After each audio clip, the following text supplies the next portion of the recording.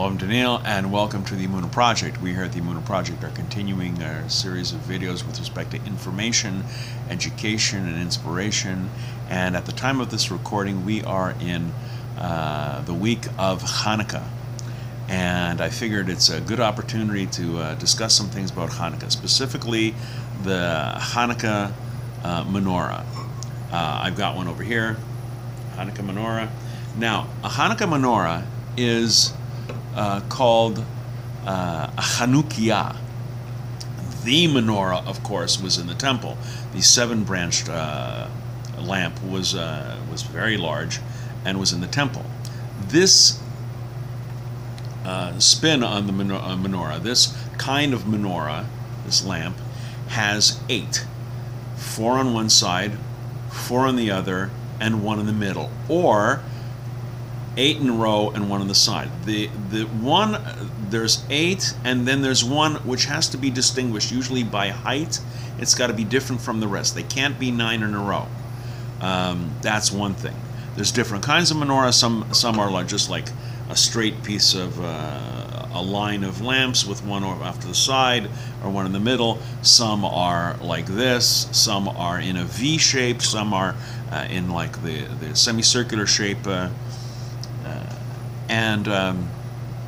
Now, the ongoing dispute with respect to candles. People can never seem to remember this, so I'm going to try and explain this. With respect to the Hanukiah, facing the Hanukiah, we place the candles from right to left. So let's say this was the 4th day of Hanukkah. It's not, but let's just say it is. We put candles, first candle, second, third, and fourth. That's how we place them. But when it comes to lighting them, we light the new one first, and then we go from left to right, as if you were writing in English.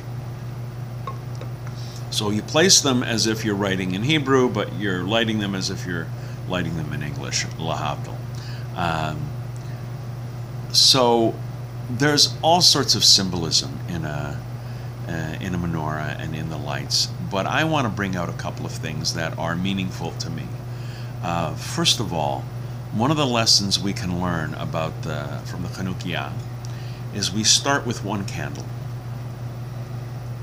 Start with one candle. The one in the middle, that's the lighter. That you use that candle to light the other ones. And you can use all sorts of candles. You can use very simple, plain little candles. You can use very decorative candles that look very pretty. Because it's always a good idea to make things, look pretty, especially if you're doing a mitzvah.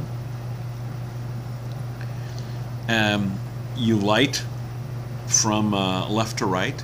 You say, on the first day, you say 3 blessings. You say the first blessing for the mitzvah of lighting the Hanukkah lights. The second one is to praise God for the miracles that He's done for our forefathers, for our ancestors in those days, and these times as well. And on the first day, you say a third blessing. You say Shechechianu. That is thanking God for keeping us and preserving us to this day. We say it on special occasions when we're doing something unique,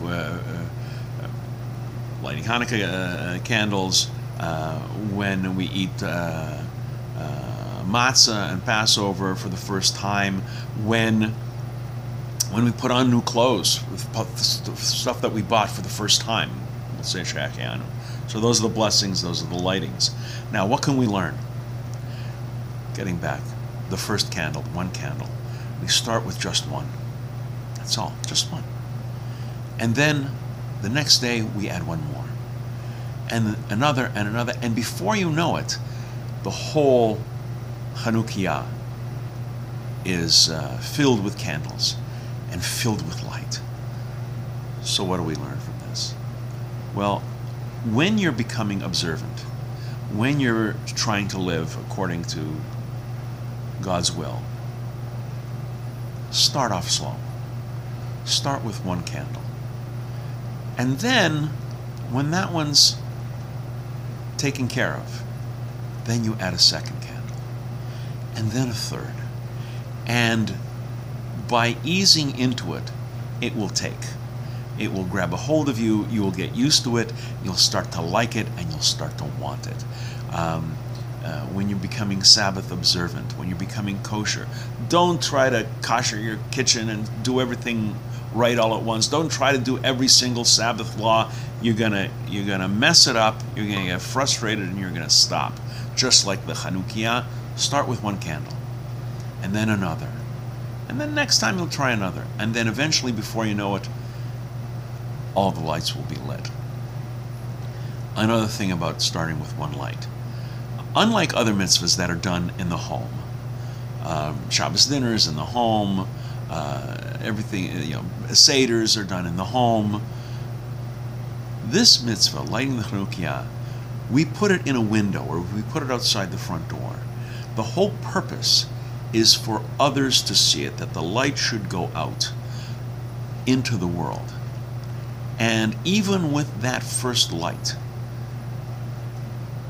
especially when it's dark, especially when the times are so dark, and it seems to many people like today is filled with darkness, a little light dispels much darkness, as the song says. At night, a single candle burns brighter than the sun. So we need to be a light unto the nations. We need to conduct ourselves in a way that is an example to others. We don't beat them over the head. We don't make them believe as we do. That's not what we do. That's for other religions. But for us, we lead by example. We show people how we live, how we speak, how we treat people. This is our light. This is our job in this world. Love God, obey God, and in so doing, maybe be an inspiration to others. And maybe by our example, we draw other people closer to God. These are some of the lessons that I take from the Hanukkah. I want to mention that this is my 300th video for the Emunah Project, for Emunah University, and for Rav Dror Mishkazuto. It has been a real treat for me, and it is literally a great honor and a great pleasure and a great privilege to do these. When I was approached to do these videos, when Rav Dror came to me and asked me to do these videos, I thought I'd do maybe 20, maybe 25. And here we are. This is the 300th video. Bezras Hashem, with God's help, I will be doing many, many more. Please, God, give me the years and the strength and the inspiration to continue making these videos and reaching out to people. I hope you like them. I hope you enjoy them as much as I enjoy making them. I hope you learn from what I say and all the lessons I bring over. And we're going to be doing more, hopefully much more. And until next time, on behalf of the Emunah Project, I'm Daniel, and as always, thank you too much.